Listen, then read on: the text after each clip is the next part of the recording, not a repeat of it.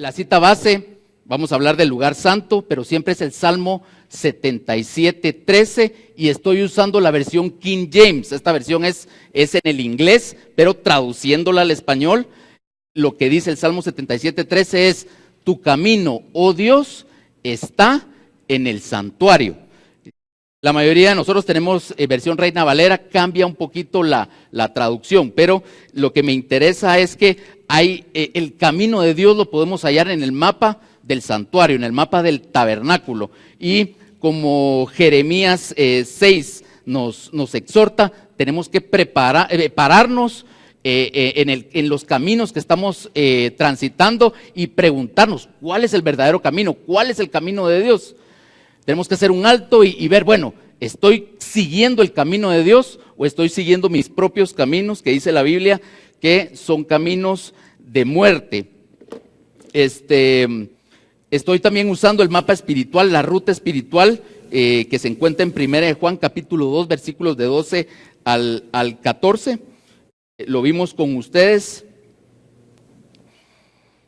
Y en este pasaje hay tres distinciones, tres categorías, tres estaturas de creyentes. Una es los hijos, los jóvenes y los padres. ¿Se recuerdan ustedes? Eso lo pueden encontrar en 1 Juan capítulo 2, versículos del 12 al 14. En lo que era el atrio exterior, ese es el lugar donde están los niños espirituales. Y cuando hablamos de niños, generalmente uno lo toma como despectivamente y no se planta ese guante o no se pone ese saco. Pero todos los que estamos acá tenemos en una u otra área alguna condición de niñez aún. Y necesitamos, como dice la Biblia, de esa leche espiritual para alimentarnos y para seguir el proceso de crecimiento hasta llegar a la siguiente estatura, que es la estatura de los jóvenes. Ahora, ¿qué caracteriza a los jóvenes? Básicamente dos cosas. Primero, son los que han vencido al enemigo, según 1 Juan capítulo 2, versículos del 12 al 14. Y la segunda característica es que son fuertes en el Señor. Hay una fortaleza en esta estatura espiritual. La Biblia dice en Proverbios que la gloria del joven es su fortaleza, es su fuerza. La gloria del anciano o del maduro es su sabiduría.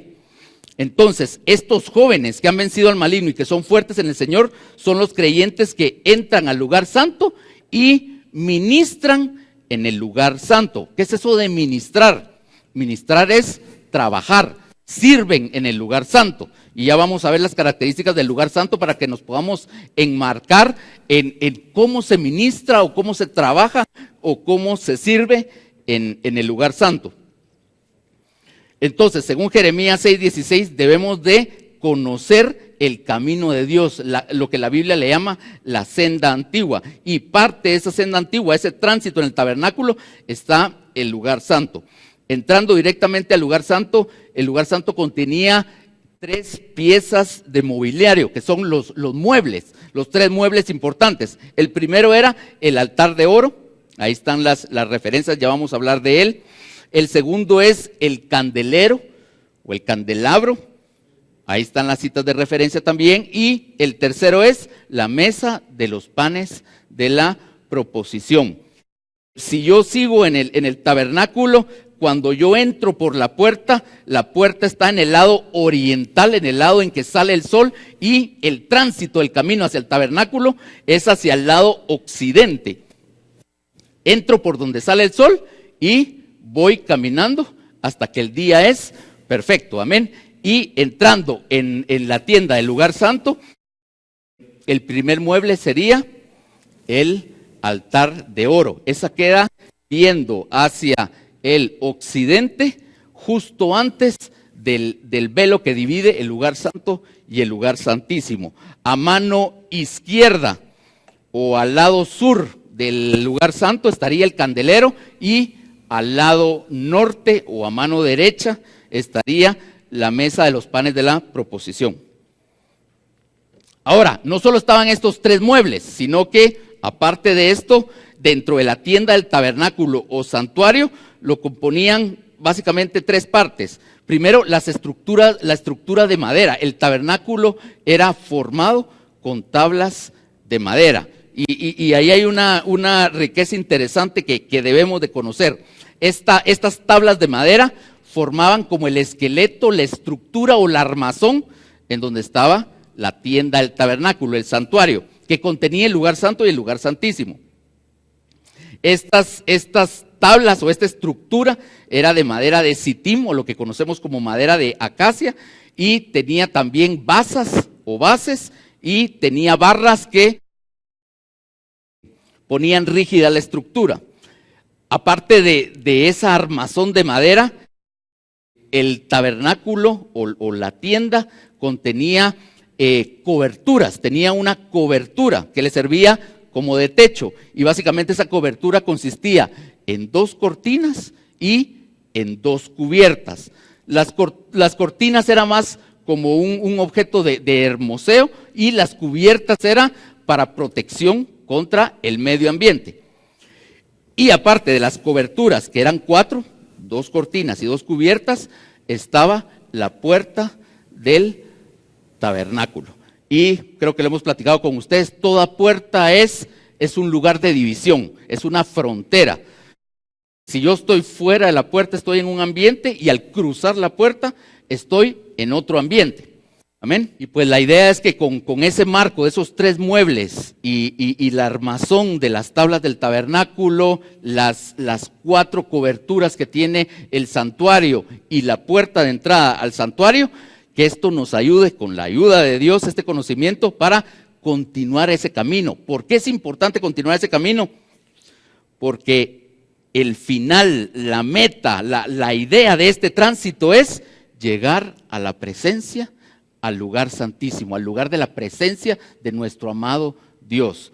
Podemos estar caminando y estar distraídos en lo que es el atrio exterior, o podemos entrar y accesar a la tienda del tabernáculo, pero quedarnos en el lugar santo. No estamos con el camino concluido. Debemos de llegar hasta el lugar santísimo, la mismísima presencia de Dios.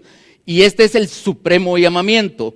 Ya lo hablamos en Filipenses capítulo 3. Pablo nos exhorta ese supremo llamamiento. Tú y yo, todos los que estamos acá, tenemos por igual ese supremo llamamiento. Amén.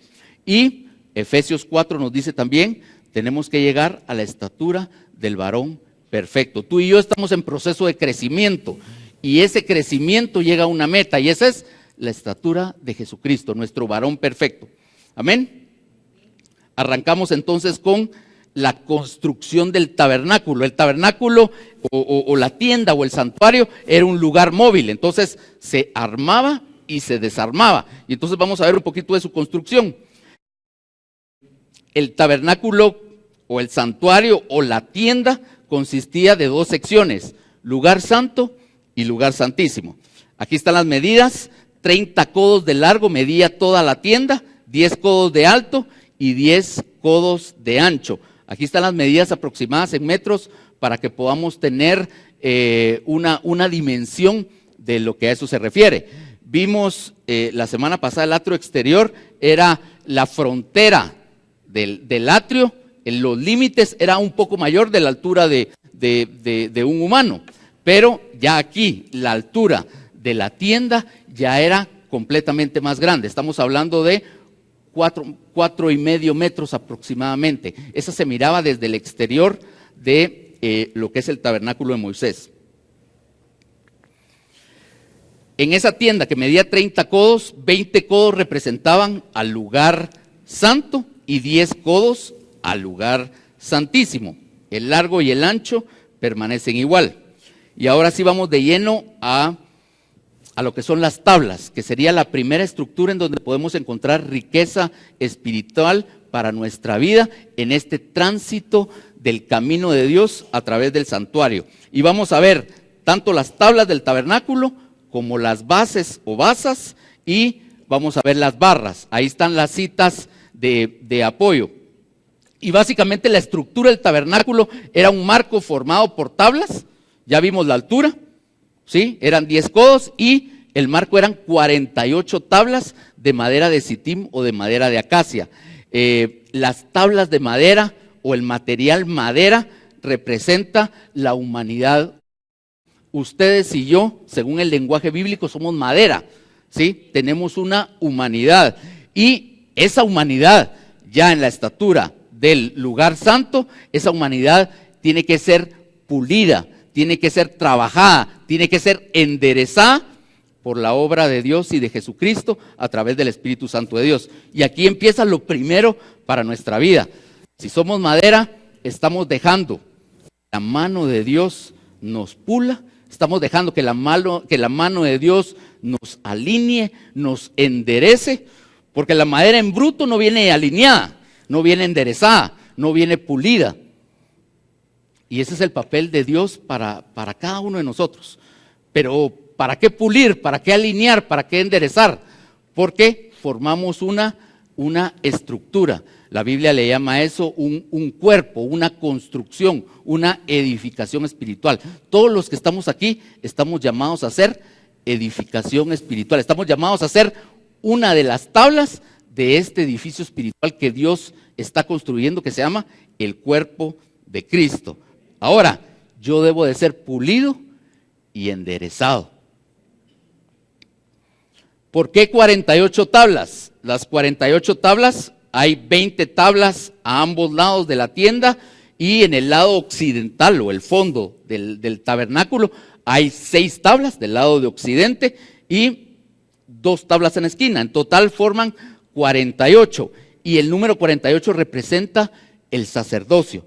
A la tribu de Leví se le entregaron 48 ciudades, ahí están las referencias bíblicas, para que ellos vivieran, para que ellos estuvieran y ejercieran con su familia su sacerdocio. 48 ciudades. Ese fue el lugar donde ubicaron, porque el pueblo de Leví no tenía herencia, como ustedes ya lo saben. Ahí están las citas bíblicas. Entonces, 48, número de sacerdocio. Y es que solo los sacerdotes podían entrar al lugar santo, al tabernáculo, a la primera sección del tabernáculo. Pregunto, ¿te consideras tú un sacerdote del Altísimo? Si te consideras un sacerdote del Altísimo, en proceso, yo me considero de la misma manera. Es más, a veces me queda muy grande el tacuche. Estamos en ese proceso. Solo el sacerdote tenía la entrada exclusiva al lugar santo. Únicamente. Y por eso eran esas 48 tablas. Vuelvo otra vez. Hemos dejado que nos pulan, hemos dejado que nos alineen, hemos dejado que nos enderecen, porque hay un supremo llamamiento. Y parte de ese supremo llamamiento es ser reyes y sacerdotes. Amén.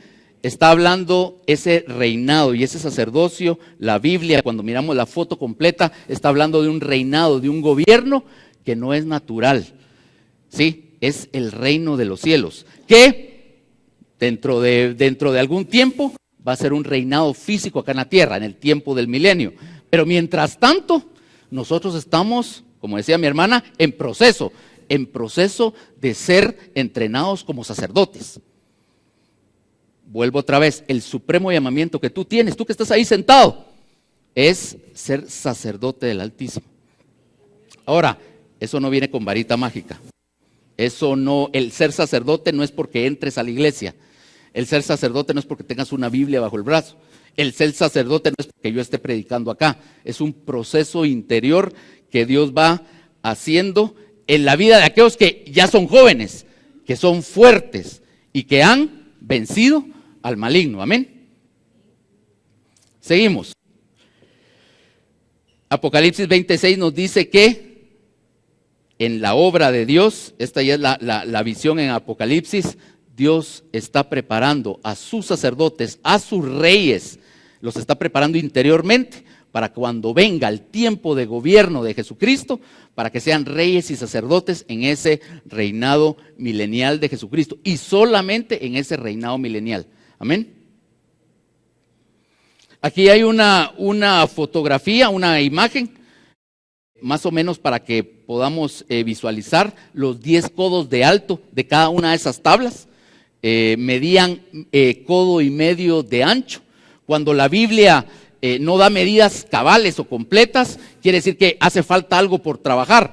Y el ancho de estas tablas es de codo y medio. Le falta medio más para llegar ¿a qué número? Al 2. ¿Y cuál será el significado del 2, mis hermanos?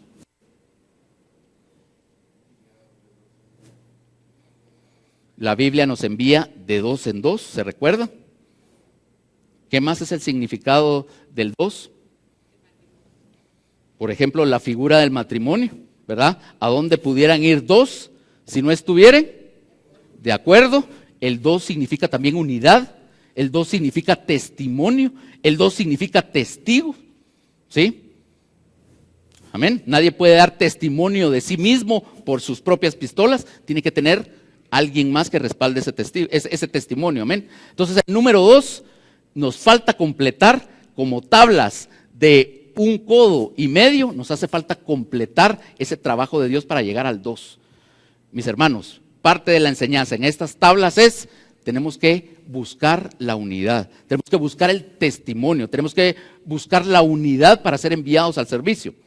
Vuelvo otra vez, esto era parte de todo el ejercicio sacerdotal en el lugar santo.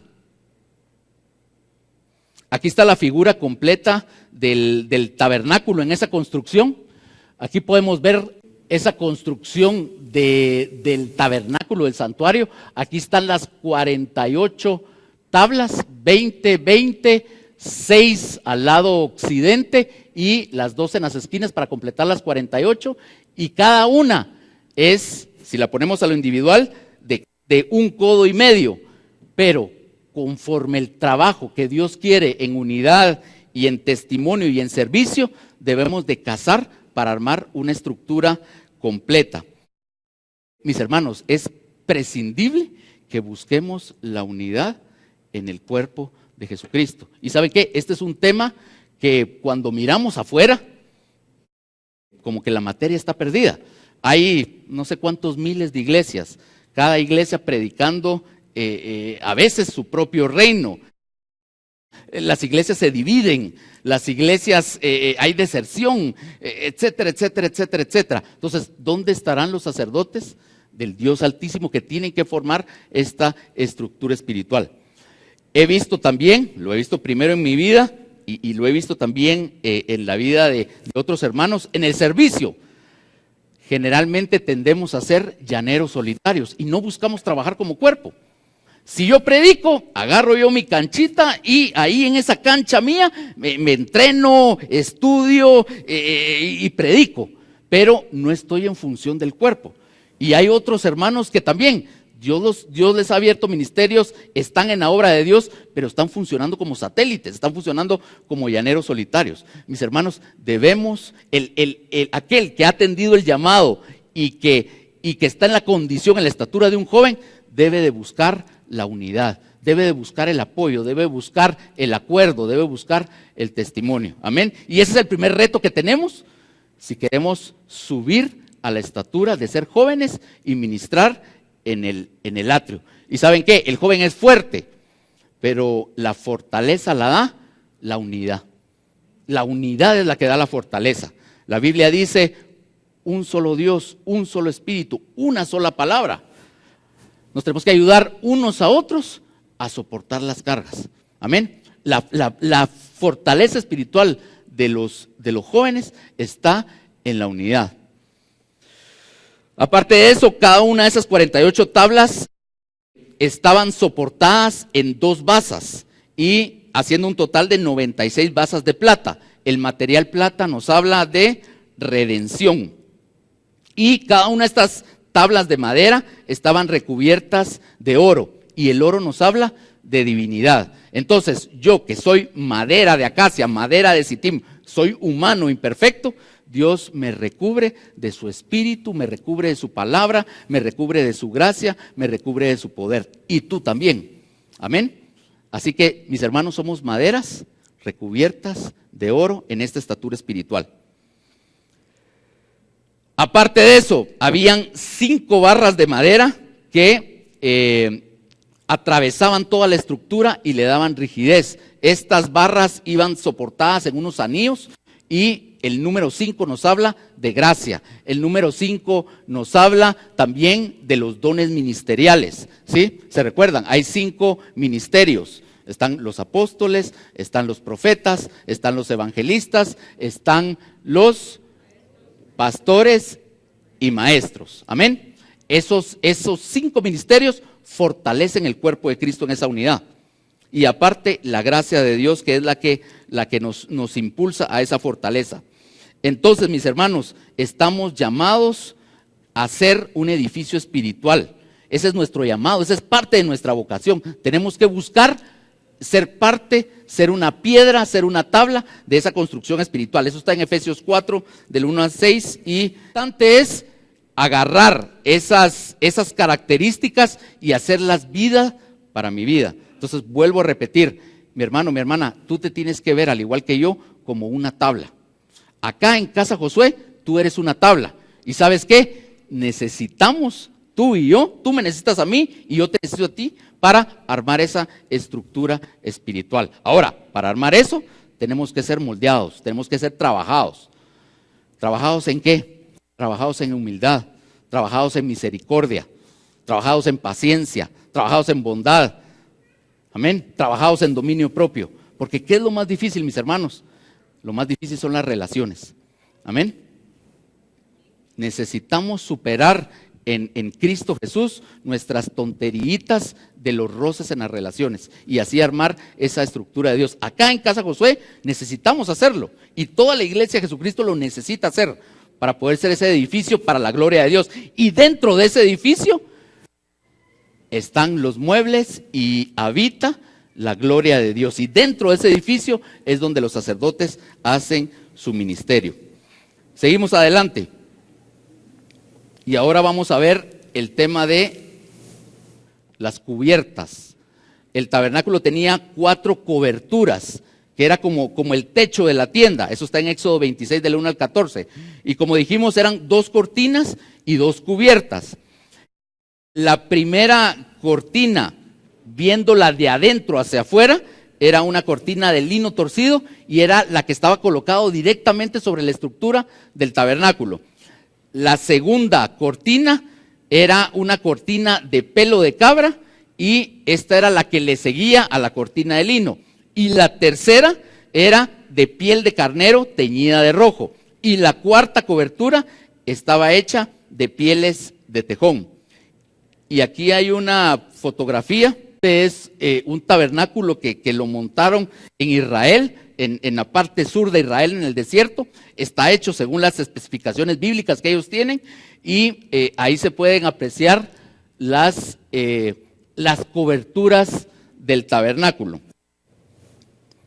Aquí también hay mucha riqueza y viéndolo desde el lado natural como humano, desde afuera hacia adentro, la primera cobertura sería la cobertura de piel de tejón. ¿Qué es la piel de tejón? El tejón es un mamífero que vive en madrigueras. No está, para los estudiosos bíblicos, no está muy claro qué tipo de especie es o de animal. Algunos piensan que es una foca, es un mamífero acuático, pero lo cierto es que la piel del tejón servía de cobertura para proteger el tabernáculo de la intemperie. Y aquí empieza algo que diferencia el lugar santo del atrio exterior. Y es que en el atrio exterior, ¿se recuerdan? No había coberturas. Estábamos a la intemperie, podíamos sentir el medio ambiente. Entonces, por ejemplo, si estaba lloviendo y yo estoy en el atrio exterior, lo más seguro es que lloviendo y nublado, me voy a sentir triste y me voy a mojar. Y si de repente está soleado y un día maravilloso despejado, pues me voy a sentir contento y motivado y pues me la voy a pasar bien. En el lugar, en el atrio exterior, el creyente todavía se conduce por medio de emociones. Si está nublado, me siento triste. Si está soleado, me siento contento. Si no me llueve, pues como que estoy muy cómodo y estoy bien. Si me llueve, me voy a mojar y va a interferir en mi vida normal. En el lugar santo, esto cambia radicalmente, porque dentro del lugar santo, por estas coberturas, el creyente, el joven que ministra, el sacerdote que sirve dentro del lugar santo, ya está cubierto de la intemperie. No importa si hay sol, no importa si hay lluvia, no importa si está nublado, no importa si el cielo está despejado, el medio ambiente dentro del tabernáculo, gracias a estas coberturas, es la misma. Y aquí hay una diferencia grande, mis hermanos, porque no podemos ser creyentes que basamos nuestro estilo de vida o nuestra forma de caminar o de sentirnos o de pensar en base a las circunstancias que están alrededor nuestros. Y ojo, esto puede impactar inclusive hasta en la forma en que yo leo la Biblia. Si yo estoy triste, voy a leer la Biblia de una manera. Si estoy contento, la voy a leer de otra. Mi forma de alabar, mi forma de orar, es más, hasta de asistir a la iglesia. ¿Por qué mucha gente no se congrega? Tal vez porque se siente culpable, porque pecó durante la semana, tal vez porque se siente rechazada, porque tal vez no lo saludaron la última vez que llegó, o tal vez lo corrigieron y lo amonestaron o lo disciplinaron. Amén.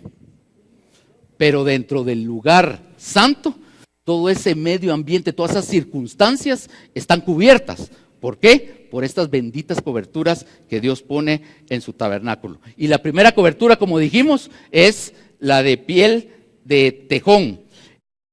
Esta cobertura habla de nuestra naturaleza humana. Esta cobertura era de color gris. Esta era una cobertura tosca.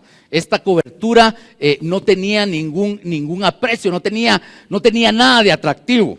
Y ojo, esto es un grave peligro, porque el creyente en el atrio exterior anda viendo lo atractivo espiritual.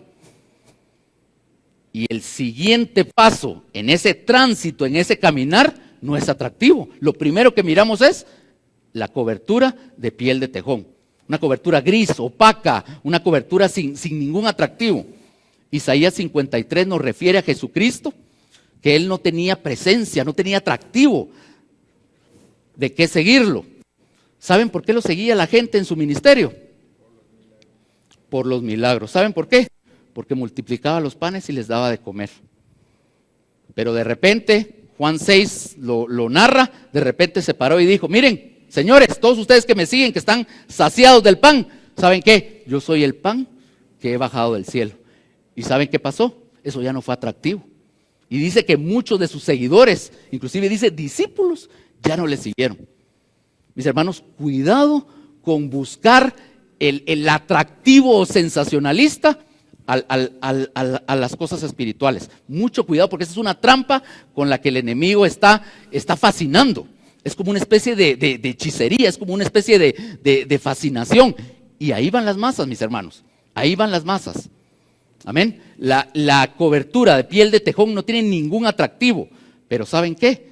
Dentro de esta cobertura nada atractiva está toda la riqueza guardada del tabernáculo. Adentro de esa cobertura hay oro, hay plata, hay bronce, hay lino bordado con querubines de costura preciosa.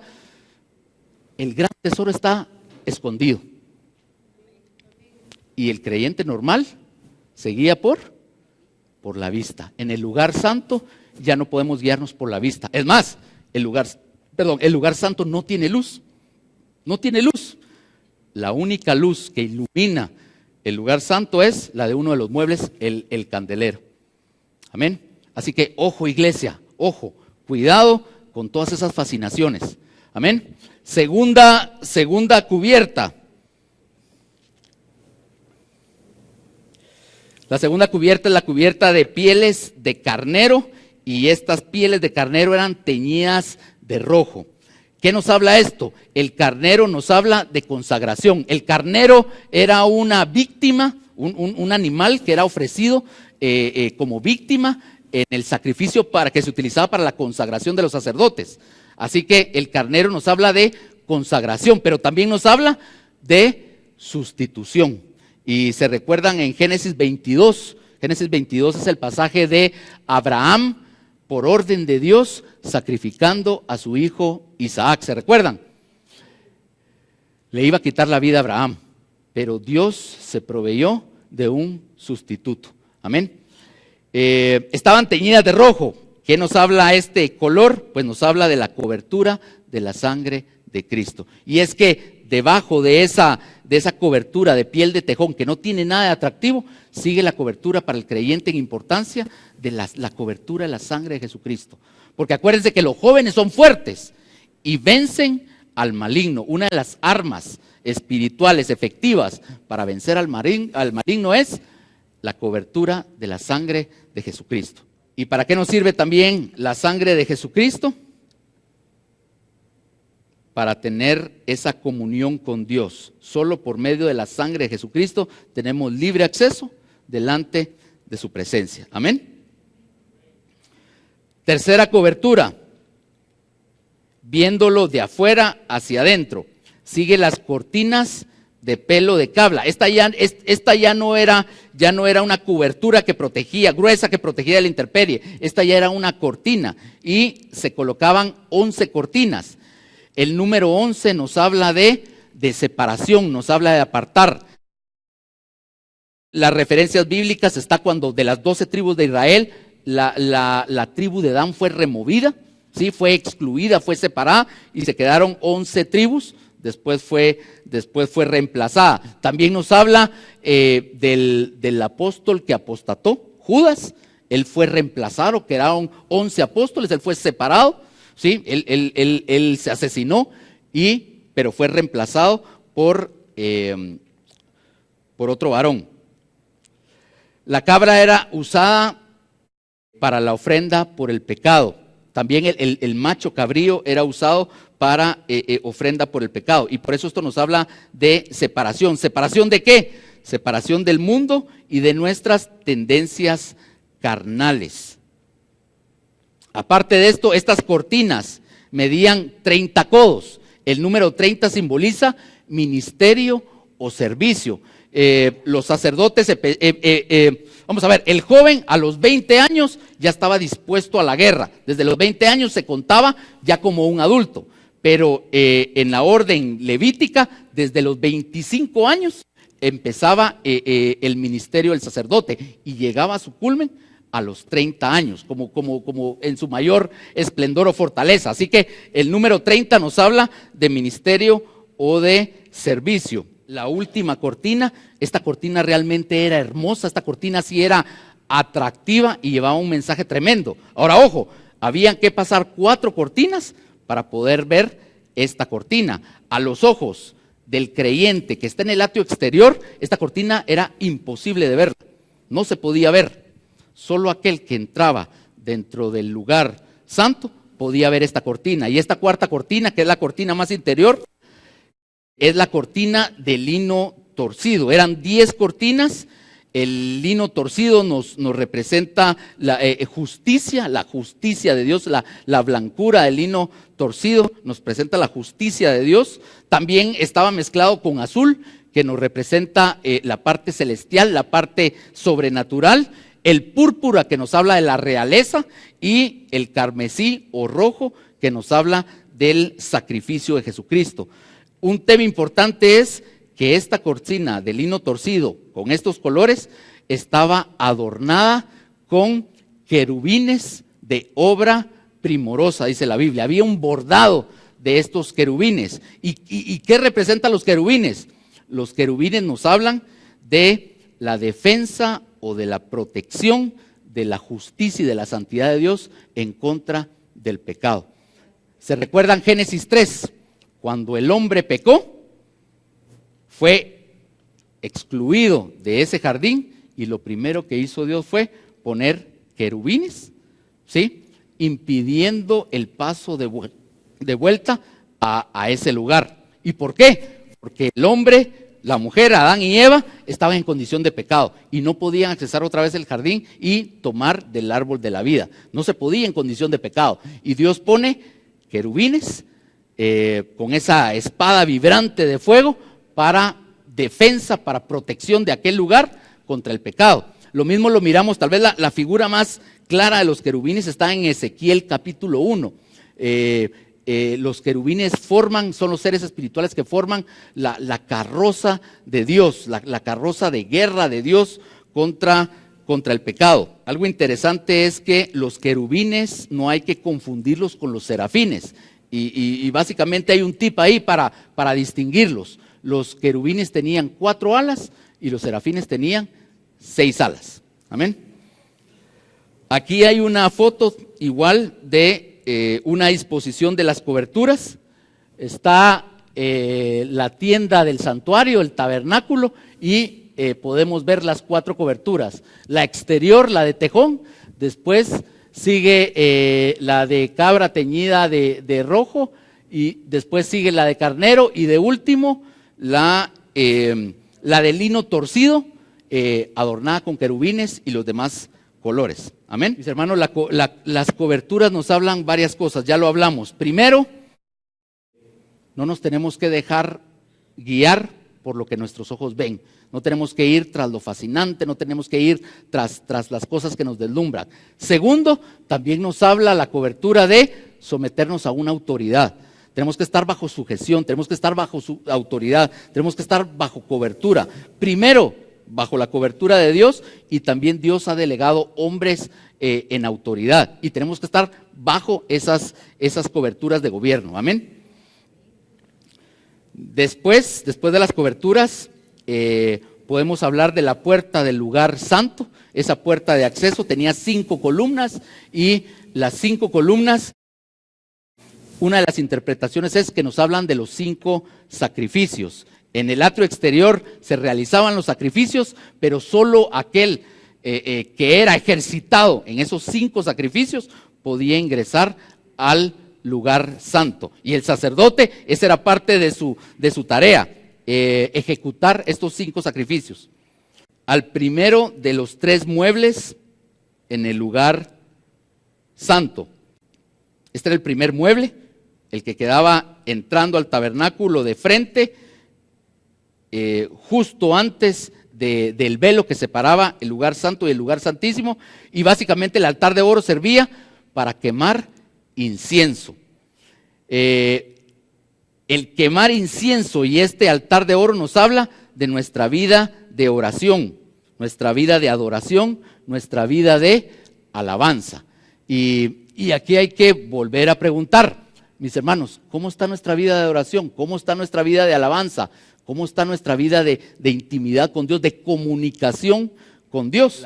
De las áreas, creo yo, que diferencia al creyente del atrio exterior, al creyente del lugar santo, es la alabanza, mis hermanos. Hay mucha alabanza que es muy sensoria, muy emocional. Y yo entiendo, los alabadores siempre lo dicen, de que pues todo nuestro ser tiene que meterse en ese río de la alabanza, tanto en espíritu, en el alma y también en el cuerpo. Y los alabadores nos exhortan a que hagamos esas manifestaciones, y está bien. Pero el tipo de alabanza que la Biblia habla es una alabanza refinada, es una alabanza que sube incienso con aroma agradable delante de Dios, y Dios huele ese incienso y le place ese incienso. Amén.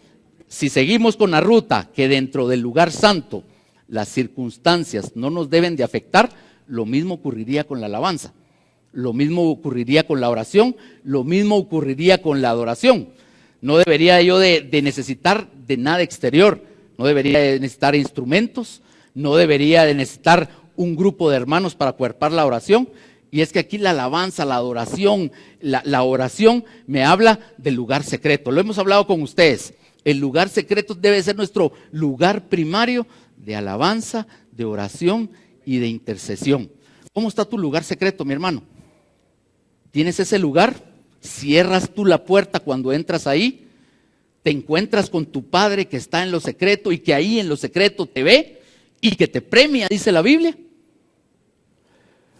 ¿O eres creyente del atrio de domingo, que necesita el acompañamiento de la alabanza, necesita de los hermanos, etcétera, etcétera, etcétera?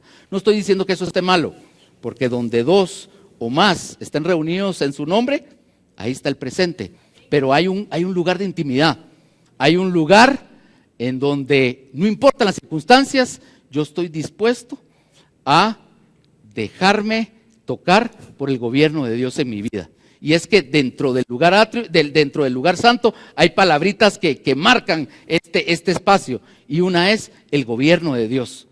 El gobierno de Dios a través de su palabra.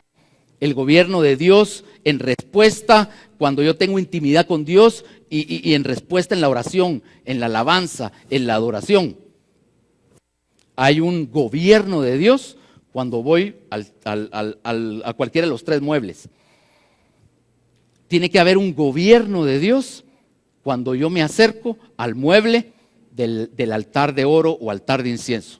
Cuando yo doblo mis rodillas, cuando yo invoco el nombre de Dios para tener intimidad con Él, doy por sentado, el creyente dentro del tabernáculo, del lugar santo, da por sentado que Dios responde y que es el gobierno de Dios el que se manifiesta en la vida. ¿Y saben qué? Alguien tiene que morir. Jesucristo ya murió. Ahora, ¿a quién le toca morir, mis hermanos?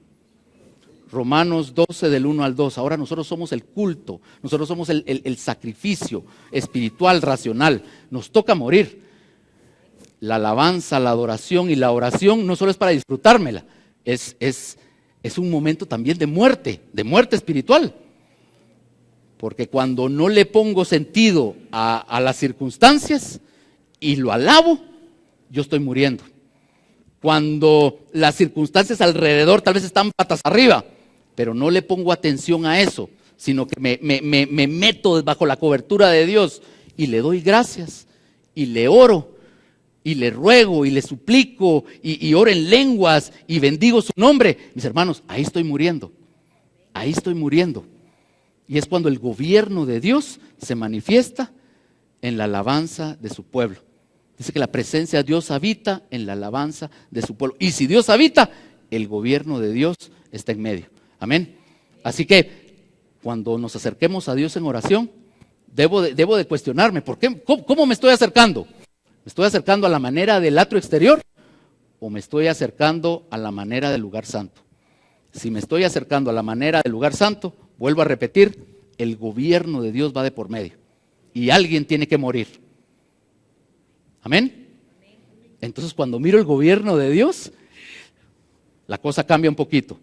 Seguimos adelante.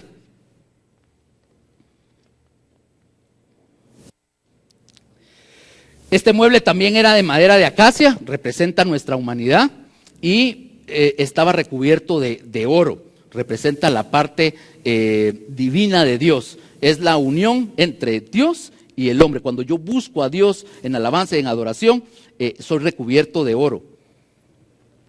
Era de forma cuadrada, ahí están las medidas, un codo de largo, un codo de ancho, 2 codos de alto, y tenía a su alrededor molduras y una cornisa de oro. Y un punto importante, este mueble tenía 4 cuernos, un cuerno en cada una de las esquinas. De acuerdo a la revelación bíblica, sabemos que el cuerno significa en la Biblia poder. Mis hermanos, la alabanza tiene poder. Pero vuelvo otra vez, en el atrio exterior, ese poder lo quiero manifestar hacia afuera, porque eso me gusta, ¿sí? Porque eso es atractivo. Amén. ¿Quién de aquí no quiere que cambie Guatemala? ¿Verdad que sí? Yo también quiero que cambie Guatemala, pero ¿saben qué? Dios está más interesado en que cambie Guatemala, en que el reino de Dios se haga en mi corazón. Y para que mi corazón cambie, realmente se necesita poder. Realmente se necesita poder, mis hermanos.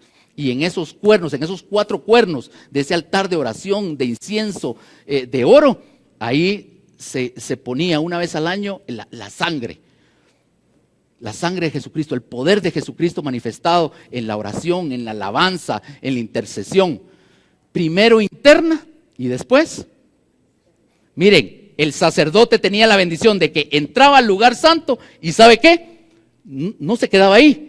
Podía salir otra vez. Y entonces el poder que lograba interiormente dentro de esa tienda, podía ir afuera y entonces ministrarlo y ponerlo al servicio de Dios y al servicio de los demás. Ahora, el que está en el atrio exterior no puede entrar al atrio interior a recibir ese poder. No puede. No puede. No puede. Y como miramos las cosas, la mayoría de creyentes en Guatemala están en el atrio exterior. Están en el atrio exterior, mis hermanos. Dios tiene que levantar sacerdotes, tiene que levantar profetas, tiene que levantar empresarios, tiene que levantar amas de casa, tiene que levantar jóvenes que no se preocupen tanto por Guatemala, sino que se preocupen por el reino de los cielos y que se introduzcan a ese altar de incienso, de adoración, de alabanza, y entonces, muriendo ahí y dejando que el gobierno de Dios, que el reino de Dios se haga en su corazón, entonces que salga, y entonces sí, vayamos a ministrar Guatemala. Y no solo Guatemala, hasta los confines, dice la Biblia. Eso va a suceder materialmente en el tiempo del milenio, mis hermanos, en el tiempo del milenio. Amén. Es necesario que nos sometamos dentro del lugar santo al gobierno de Dios. Entonces, mis hermanos, la oración del joven fuerte que vence a Satanás, la oración de él tiene poder. Y la Biblia dice que la victoria está en someterse a Dios, resistir al diablo, y entonces este huye. ¿Y saben cuál es toda la gracia de ese poder? Someterse a Dios. Y eso ocurre en el lugar santo. El incienso. El incienso era una mezcla especial, no era cualquier incienso. Los ingredientes eran el estacte, la uña aromática, el gálbano y el incienso. Si alguien lo quiere revisar después, en la página web puede encontrar este material. Seguimos al siguiente mueble. El segundo mueble en el lugar santo era el candelero. Ese quedaba al introducirse el sacerdote o el creyente a la tienda del tabernáculo del santuario, quedaba al lado izquierdo o el lado sur del tabernáculo. Amén. Los judíos le llamaban menorá. Es una lámpara de pie que consistía de 4 lámparas de aceite de oliva. Este mueble era de oro puro y tenía la característica que era labrado a puro martillo, a puros martillazos. Y este mueble también tiene otra característica, no tiene medidas. Y cuando la Biblia no da medidas, es que es sin medida. Y el candelero, como es de oro, o era de oro, nos habla de la divinidad de Dios. Y básicamente este mueble que es el que da la luz a ese lugar santo, representa al Espíritu Santo de Dios. El Espíritu Santo de Dios que se manifiesta en mi vida a través de la palabra de Dios. Cuando yo hablo la Biblia y no leo la letra muerta, sino que permito que el Espíritu de Dios hable a través de la palabra de Dios, ilumina mi vida. El salmista decía, lámpara a mis pies es tu palabra. Amén. Así que esta luz del candelabro es la que te ilumina, mi hermano. Es la única que te puede iluminar el camino. No importa si está de noche o si está de día exteriormente. Es solo la luz de la palabra de Dios a través de su Santo Espíritu. Este mueble tenía un tronco central y de ese tronco a cada uno de los lados se extendían 3 brazos. En total, el tronco y 3 brazos de un lado y 3 brazos del otro hacían 7 brazos, y cada brazo estaba compuesto de adornos, y esos adornos eran en grupos de 3, copas, manzanas y flores, flores de almendro. En total daban 9 ornamentos por cada brazo, y en el tronco central, en vez de haber 3 grupos de 3, habían 4 grupos de 3, dando un total de 12 ornamentos. Entonces, 9 ornamentos en cada uno de los 6 brazos, más 12 ornamentos del tronco central, dan 66 ornamentos, ¿sí? Y esos 66 ornamentos, es una bendición, concuerdan específicamente con los 66 libros que contiene la palabra de Dios. Y miren, esto es tremendo, porque esto Dios lo planeó desde antemano.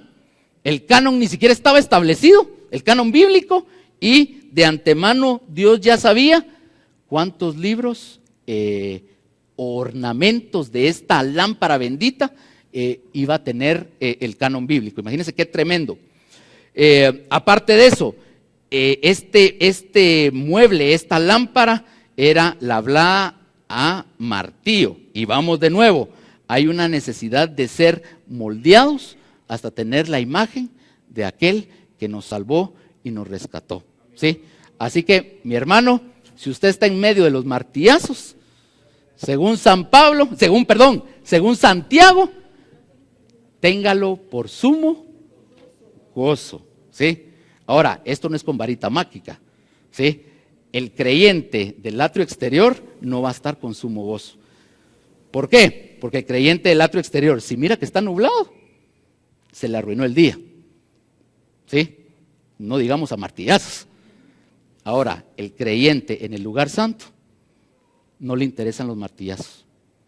¿Por qué? Porque hay antes una palabrita, la acabamos de decir con el mueble anterior. ¿Cuál es esa palabrita?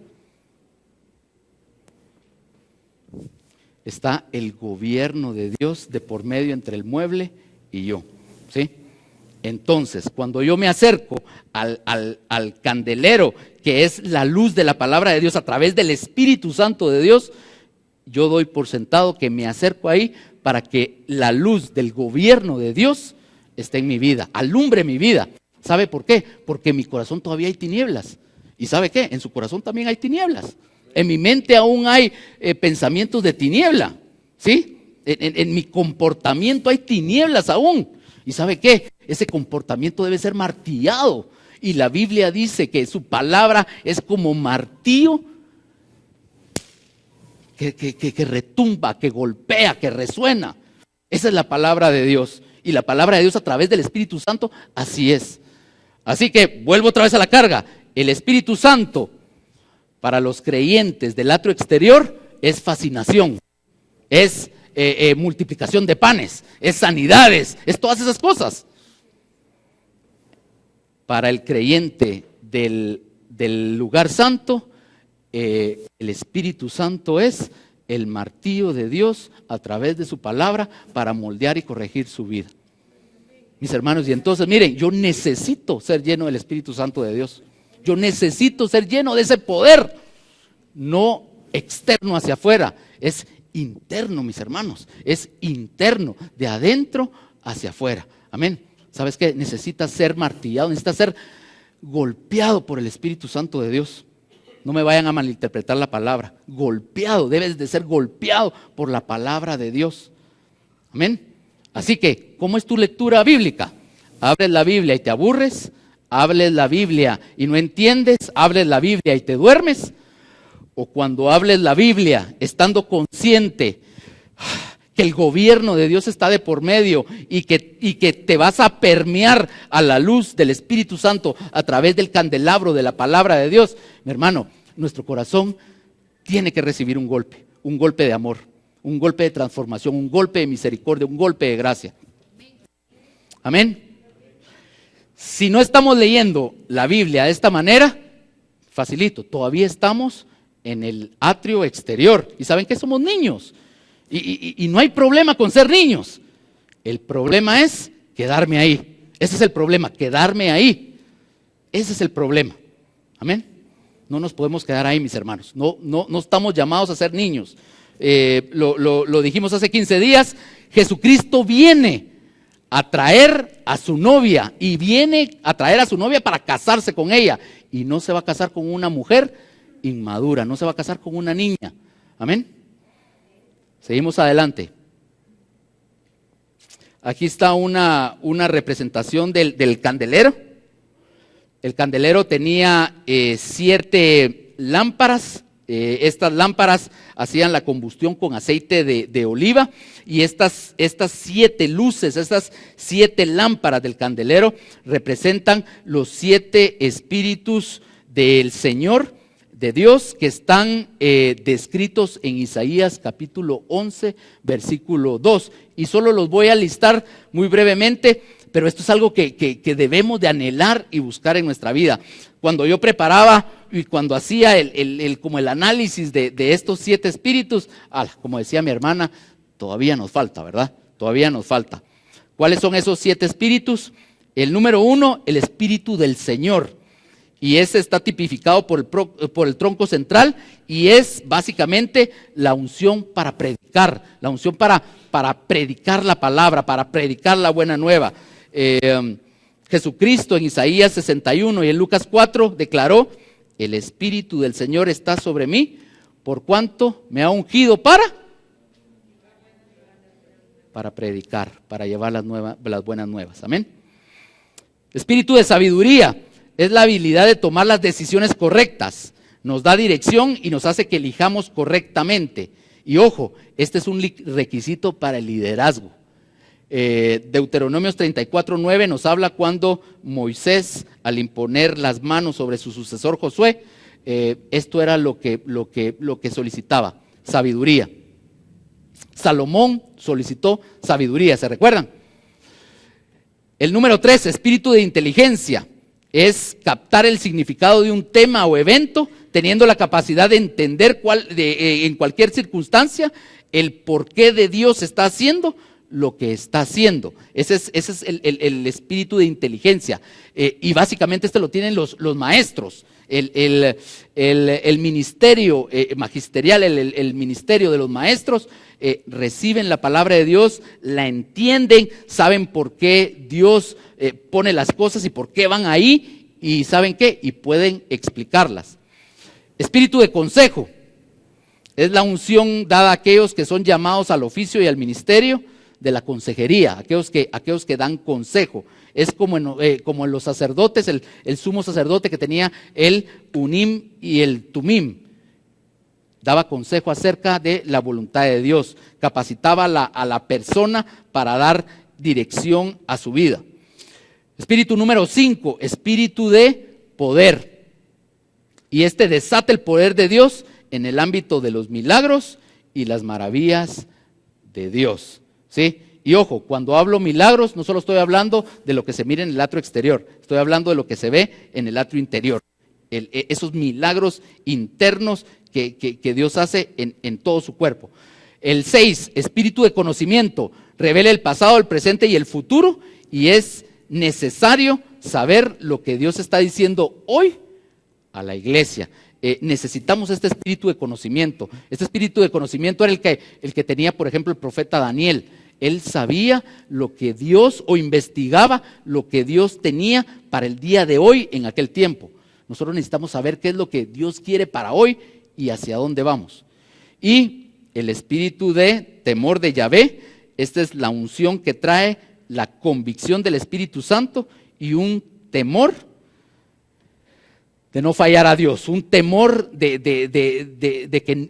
no agradarlo. Si yo sé que no estoy agradando a Dios con algo, este espíritu, que es una extensión del Espíritu Santo de Dios, me da ese temor, ese dolor, esa convicción de que no debo fallar a Dios, que no tengo que fallar a Dios.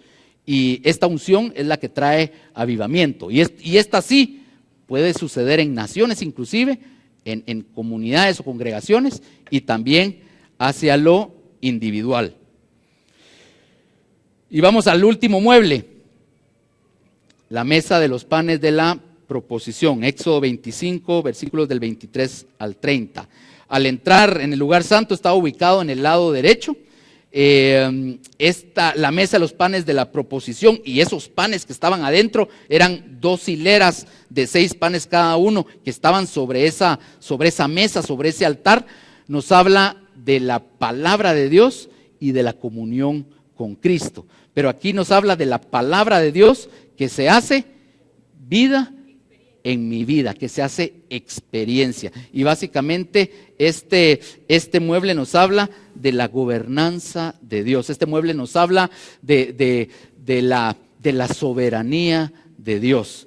Este mueble nos habla, aquel que ministra en este mueble, aquel que se topa en este mueble, nos habla que así como Jesucristo fue el pan de vida que se partió por ti y por mí, también tú eres un pan, y ese pan tiene que ser cocinado, ese pan tiene que ser formado, ese pan tiene que ser hecho para que tú también te partas hacia los demás.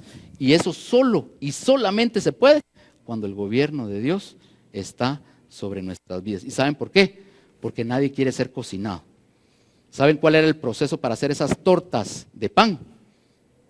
Primero empieza con el grano. ¿Y qué dice la Biblia que debe de ocurrirle al grano? Tiene que caer al suelo y morir porque solo cayendo al suelo y muriendo da fruto. Pero la cosa no solo se queda ahí. ¿Qué pasa con el fruto, mis hermanos? Ese fruto se tiene que moler. Primero se avienta, se sacude para quitarle la cascarilla y la suciedad. Después se muele. Después, ¿saben qué? Se pasa por el colador, se cierne.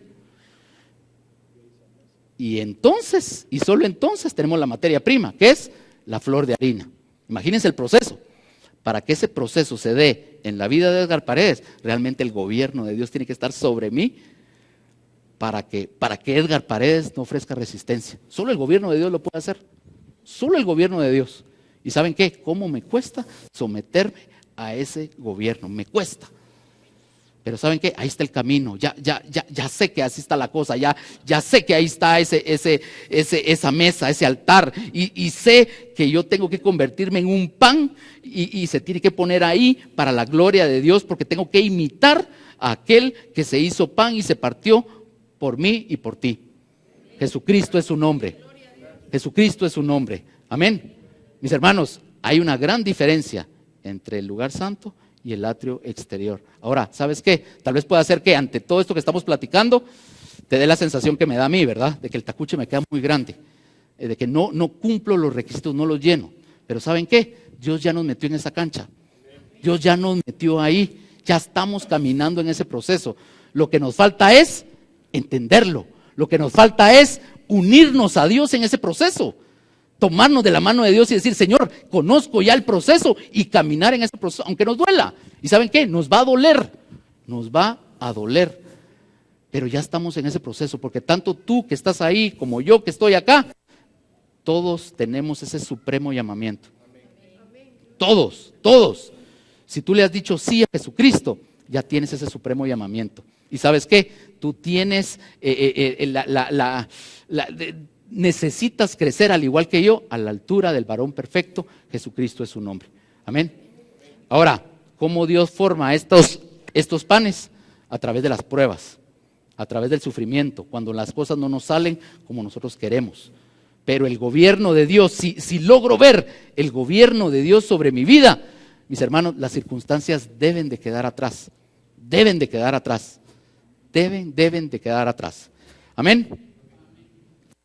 Y para terminar, esta es una foto, una representación de ese altar, de esa mesa de los 12 panes. Por favor, visualízate ahí. Tú tienes que ser cocinado para estar en esa mesa. Algún día tenemos que ser cocinados para llegar a estar en ese altar precioso. ¿Y saben qué? De ese altar se alimentaban los sacerdotes. Cuando el alimento nuestro es hacer la voluntad de Dios. Amén. Jeremías capítulo 15 versículos 16 dice: fueron halladas tus palabras y yo las comí, y tu palabra me fue por gozo y por alegría de mi corazón, porque tu nombre se invocó sobre mí, oh Yahvé Dios de los ejércitos. Ojo, esta alegría, este gozo en el corazón, este gozo ocurre cuando el gobierno de Dios está sobre nuestras vidas. Amén. Aunque me esté llevando la tristeza, yo sé que estoy agradando a aquel que vive, porque estoy unido a su gobierno. Amén. Mis hermanos, no nos debe de interesar, no nos debe distraer los gobiernos naturales. No, nos debe de interesar, y debo de conocer el gobierno de Dios, los estatutos de Dios, los consejos de Dios, las leyes de Dios. Eso es lo que me debe de interesar. Y entonces eso me va a capacitar para entonces ir y hablarles a otros. Amén. Sobre estas hileras de pan había incienso. El incienso nos habla de la fe, y es que no solo es leer la palabra de Dios, sino que debo de ejercer fe en lo que la Biblia dice. Entonces, si la Biblia dice que voy a ser probado, si la Biblia dice que al morir, si la Biblia dice que al caer al suelo voy a dar fruto, yo lo tengo que creer, lo tengo que creer. Si la Biblia dice que mi galardón no es acá, sino que es allá, y aunque pase por valle de sombra, de muerte, no debo de temer ningún mal, mis hermanos, lo debemos de creer. Y ese incienso da olor agradable delante de Dios. Amén. Así que agrégale al trabajo que Dios está haciendo en tu vida, agrégale la fe. La fe. Pero no esa fe de que, sí, yo creo, y todo el mundo levanta la mano y dice amén. No. La fe es la conciencia, es el conocimiento, es el entendimiento de lo que Dios me propone y yo lo creo. Eso es la fe. No es la fe de que ¿quién cree aquí? Amén, dice todo el mundo. No. Y tal vez nunca ha abierto su Biblia. No, usted tiene que entender, tiene que conocer, tiene que tener esa sabiduría, tiene que haber probado de esa palabra y solo entonces creerla. Amén. Hay un alimento en el lugar santo y este alimento, miren, esto lo aprendí hace 4 meses, en mayo. Para mí fue una pieza que faltaba en mi rompecabezas, no la tenía. Y es que el alimento en el atrio, el alimento de los niños, dice la Biblia, 1 Pedro 2, del 1 al 3, es la leche. Amén. Dice en el versículo 2, desead como niños recién nacidos la leche espiritual no adulterada para que por ella crezcáis para salvación. Pero ¿saben cuál es el alimento en el lugar santo?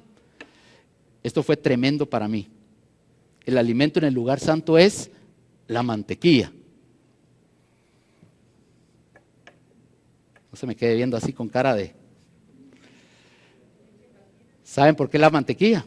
Hay un proceso para elaborar la mantequilla, amén. Fíjense que la Biblia está así como, yo por lo menos no lo había visto, no sé si usted lo había visto. La Biblia nos habla de varios alimentos, nos habla de, por ejemplo, al entrar a la tierra prometida es la tierra que emana leche y miel, no habla de la mantequilla. Y esa, ¿sabe qué? Está de gratis. Mi hermano, usted tiene leche para, mire, perdón la palabra, para hartarse. ¿Por qué? Porque Dios está interesado en que crezca, amén. Pero no nos podemos quedar ahí. Isaías capítulo 7, versículos 14 y 15, yo le invitaría a que la busque conmigo. ¿Y para qué la búsquela? Porque me interesa que la subraye. Por tanto, el Señor mismo os dará señal. He aquí que la Virgen concebirá y dará a luz un hijo, y llamará su nombre Emmanuel. ¿De quién está hablando Isaías, mis hermanos? De Jesucristo. Versículo 15, mire lo que dice: comerá mantequilla y miel hasta que sepa ¿qué? Y escoger lo bueno. Esto es lo que hace el alimento de la mantequilla. La mantequilla capacita al creyente para desechar lo malo y escoger lo bueno. Versículo 16, porque antes que el niño sepa desechar lo malo y escoger lo bueno, la tierra de los 2 reyes que tú temes será abandonada. Aquí nos habla de historia, porque esta palabra se cumplió históricamente y proféticamente después. Mis hermanos, la mantequilla. ¿Cómo se hace la mantequilla? Hay 2 cosas que se necesitan para hacer mantequilla. Primero, debe de haber abundancia de leche. ¿Y la leche qué representa?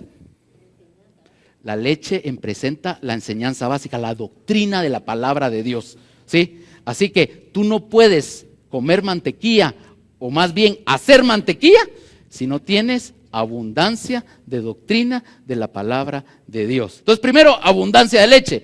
Y lo segundo que se necesita para hacer mantequilla es batirla. Esta no la bate Dios. Esta no la bate Dios. Esta la tengo que batir yo. Yo la tengo que batir, lógicamente con la ayuda de Dios, ¿sí? Pero esta yo la tengo que batir.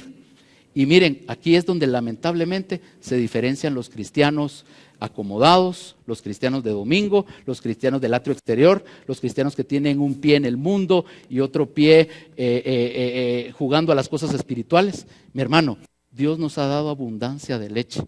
Necesitas batirla para hacer mantequilla. Y cuando comas de esa mantequilla de leche batida, solo ahí tú vas a poder saber qué es lo malo y qué es lo bueno. Desechar lo malo y escoger lo bueno. Este fue el alimento de Jesucristo.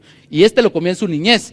Lucas 4 nos dice que Jesucristo crecía en estatura, en sabiduría, en conocimiento y en gracia para con Dios y para con los hombres. Y a la edad de 12 años, ¿se recuerdan lo que hizo Jesucristo? ¿Dónde fue hallado? En el templo. ¿Y qué era lo que estaba haciendo en el templo?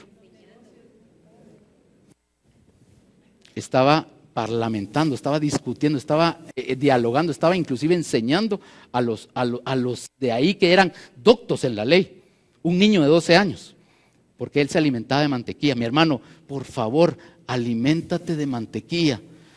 Por favor, agarra la leche. Miren, si algo, y se ha hablado acá, y eso sí no es mentira, nadie lo puede decir que no. Si algo tenemos en abundancia, mis hermanos, es alimento. es alimento. Amén.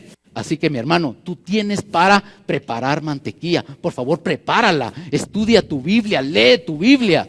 Amén.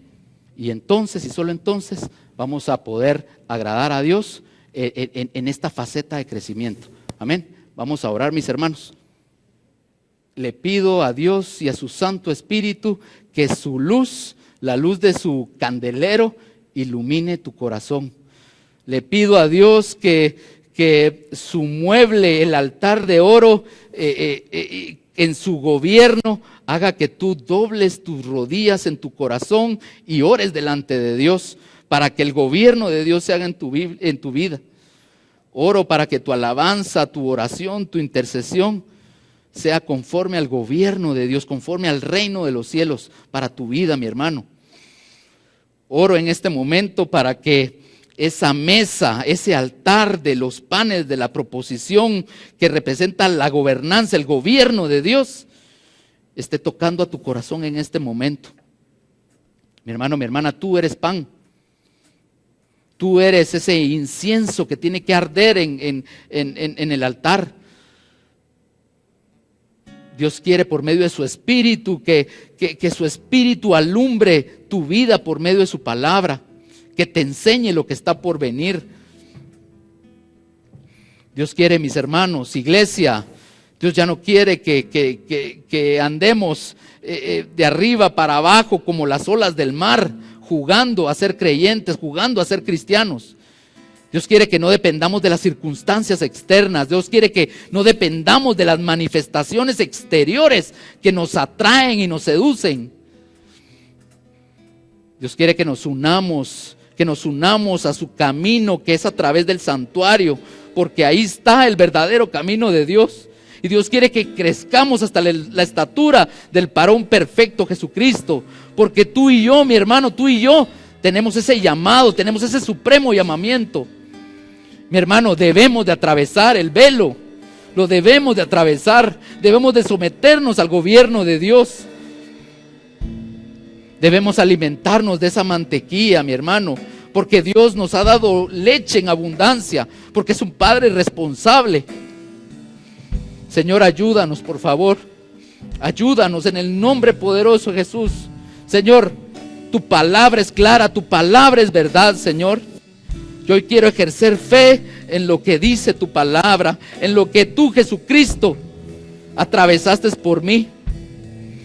Tú eres el modelo, tú eres el ejemplo, tú eres el camino, tú eres la estatura. Tú eres el que me lleva de la mano. Tú eres el que aunque pase por valle de sombra, de muerte, no deberé temer ningún mal, porque tú estás conmigo. Señor, gracias. Haz tu obra en nuestra vida. En el nombre poderoso de Jesús.